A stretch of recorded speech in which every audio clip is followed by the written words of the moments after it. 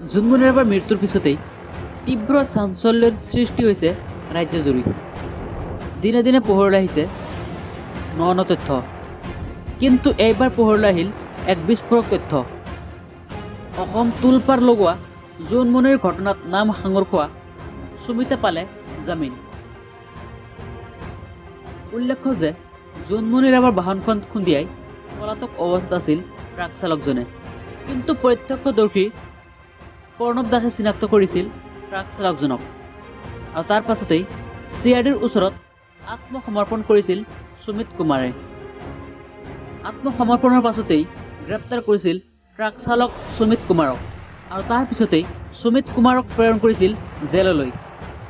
কিন্তু হঠাৎ সুমিত কুমাৰে পালে জামিন, আৰু জামিন লাভ কৰাৰ পাছতেই উত্তৰ প্ৰদেশৰ বাসগৃহত উপস্থিত সুমিত কুমাৰ।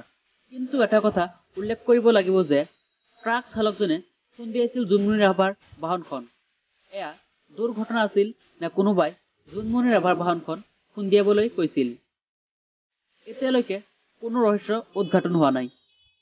CIDও তদন্ত কৰা নাই এই সমগ্ৰ বিষয়ে, আৰু তাৰ মাজতেই জামিন লাভ কৰি ঘৰত উপস্থিত হ'ল ট্ৰাক চালক সুমিতে।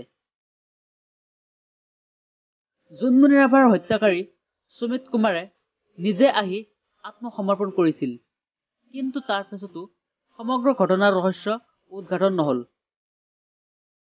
এক সাধাৰণ কেছৰ দৰেই সুমিতেও লাভ কৰিলে জামিন, কিন্তু কিয় জেৰা কৰা নহ'ল ট্ৰাক চালক সুমিতক? আনফালে প্ৰত্যক্ষদৰ্শী প্ৰণৱ দাসৰ বিপৰীতে আন এজন আৰক্ষী বিষয়া আছিল প্ৰত্যক্ষদৰ্শী, কিন্তু সেই আৰক্ষীকো জেৰা কৰা হোৱা নাই CIDয়ে।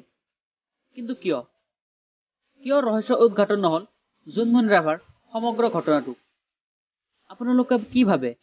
জোনমনি ৰাভাৰ মাতৃয়ে ন্যায় পাবনে? আপোনালোকৰ মতামত নিশ্চয় কমেণ্ট বক্সত জনাই দিব।